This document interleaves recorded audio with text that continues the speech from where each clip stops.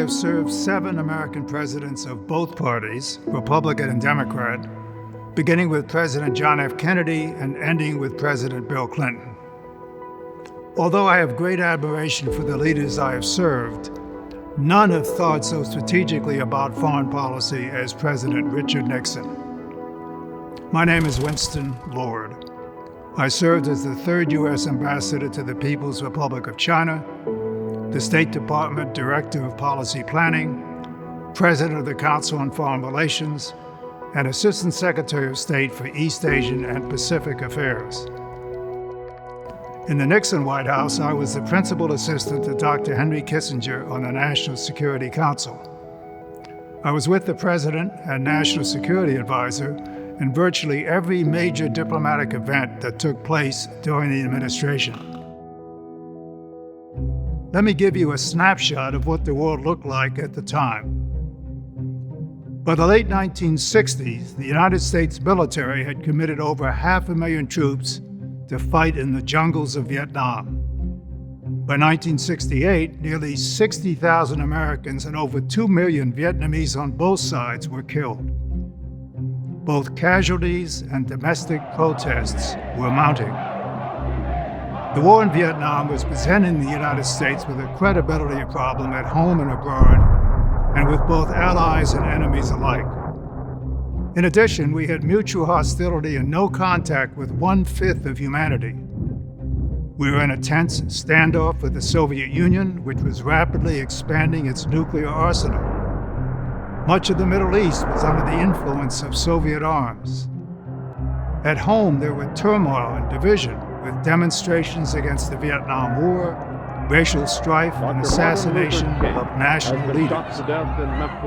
As Nixon was gearing up for the 1968 presidential campaign, he urged Americans to think more dynamically about Asia in an influential article he wrote in the October 1967 edition of Foreign Affairs magazine called Asia After Vietnam. He said, quote, "A small country on the tip of the continent has filled the screen of our minds, but it does not fill the map," he wrote. Meanwhile, in 1968, the Soviet Union was enforcing compliance to its Warsaw Pact when it rolled Soviet tanks into Czechoslovakia and lined up several divisions along the Ussuri River border with the People's Republic of China. Facing this challenging landscape, Nixon and Kissinger began carrying out a strategic approach on foreign policy. They sought to end the Vietnam War on an honorable basis by seeking a peace agreement through secret negotiations and strengthening South Vietnamese forces to take over combat while American forces withdrew. At the same time, they resisted North Vietnamese pressures. With the help of American air cover, the South Vietnamese army defended its homeland against an all-out onslaught from the Soviet-backed North Vietnamese army in the spring of 1972. Meanwhile, the administration moved to make progress with both communist giants, the Soviet Union and China. Always thinking like a chess master, several steps ahead, President Nixon wrote to Dr. Kissinger just 10 days into the administration to explore possibilities of rapprochement with the Chinese. Nixon felt that if he achieved an opening with the Chinese, this would spur flexibility from a concerned Soviet Union. He would be able to seize on division within the communist bloc and achieve better relations with both countries than they had with each other. In addition, Nixon sought, in breaking ground in triangular diplomacy, to isolate Hanoi from its 2 biggest patrons. He also sought to stabilize Asia and show that American diplomacy was not hamstrung by the Vietnam War. After 2 years of talking to China through various secret channels, a breakthrough occurred via Pakistan and the curious tale of the U.S. ping pong team being invited to China. As a result of Kissinger's secret visit to Beijing, President Nixon shocked the world on July 15, 1971, by announcing that he would be the first president to visit the People's Republic of China. Premier Zhou Enlai, on behalf of the government of the People's Republic of China, has extended an invitation to President Nixon to visit China. President Nixon has accepted the invitation with pleasure. Moscow, after hearing the news of the China opening, agreed to an immediate summit and moved toward pacts on arms control and Berlin. Nixon's February 1972 trip was truly the week that changed the world, connecting America to 1/5 of the world's people after nearly a quarter century of mutual isolation and enmity. Symbolically, he shook hands with Premier Zhou Enlai upon arriving in China. At the end of that historic trip, Nixon and the Chinese leadership issued the joint Shanghai Communique. This unique document candidly expressed differences between the two nations, which gave credibility to the areas where they did converge, including balancing the Soviet Union. While the U.S. and China had major differences and worldviews, they postponed tough obstacles so as to launch a new relationship. China's leadership saw ties with a country separated by 3,000 miles of ocean to balance their communist neighbor from whom they were facing security threats. In brief, while each side stated its differences outright, they both agreed on general principles that would guide peaceful relations moving forward. The two sides stated an ambiguous one China policy, with the U.S. government acknowledging that Chinese on both sides of the Taiwan Strait adhere to this principle. Meanwhile, the U.S. maintained diplomatic relations and a defense treaty with Taiwan. In May 1972, Nixon visited Moscow, where he negotiated the strategic arms limitation talks, which resulted in multiple agreements, including the Anti-Ballistic Missile Treaty.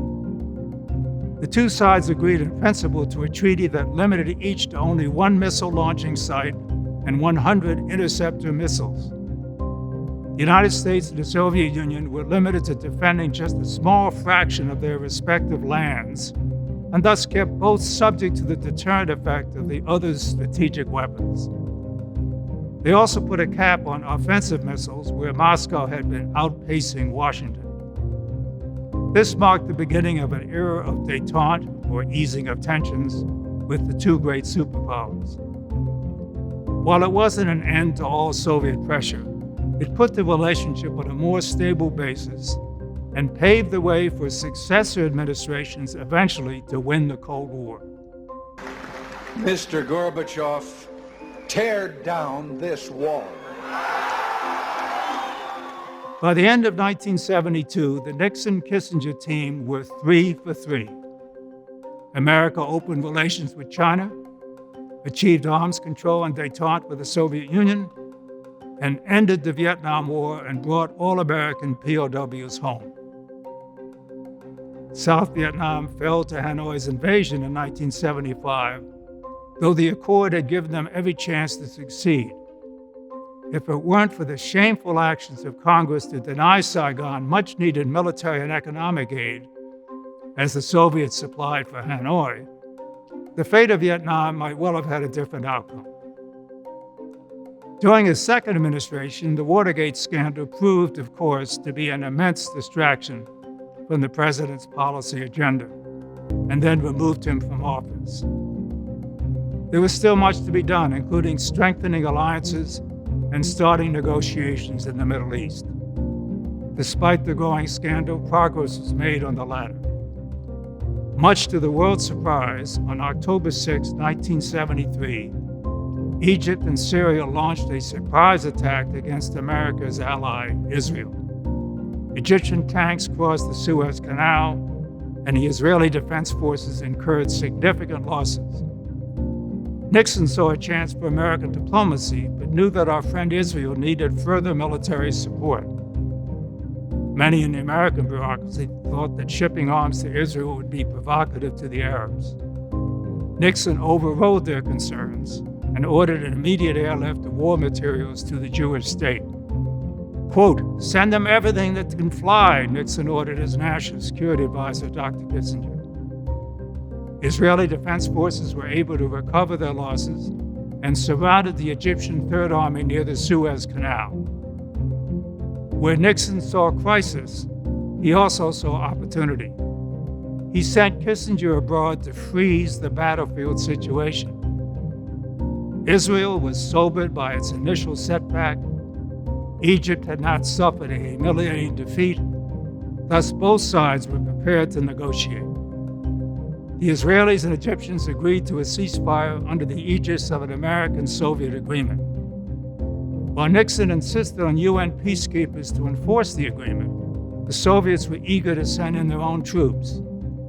Nixon immediately ordered U.S. forces to DEFCON 3, a state of increased military readiness. The Soviets backed down. The stage for further diplomacy was now set. All sides involved agreed to disengage their forces. Later, Nixon became the first president to tour the Middle East in June 1974, just 2 months before he resigned. Anwar Sadat did the unthinkable and visited Israel in 1977. And in 1978, Egypt and Israel officially normalized relations through the Camp David Accords. I was proud to be part of the Nixon administration. We made the world safer and more peaceful. We ended the Vietnam War and brought the POWs home. We opened China and transformed the global landscape. We limited stockpiles of nuclear weapons between the United States and the Soviet Union and stabilized our relations. And we set the stage for the Middle East peace process. Through these diplomatic triumphs, Nixon restored American credibility as a global leader rather than being bogged down in a war and domestic turmoil. And he lifted the spirits of the American people who had been demoralized by a turbulent decade. I am Ambassador Winston Lord, and thank you for watching.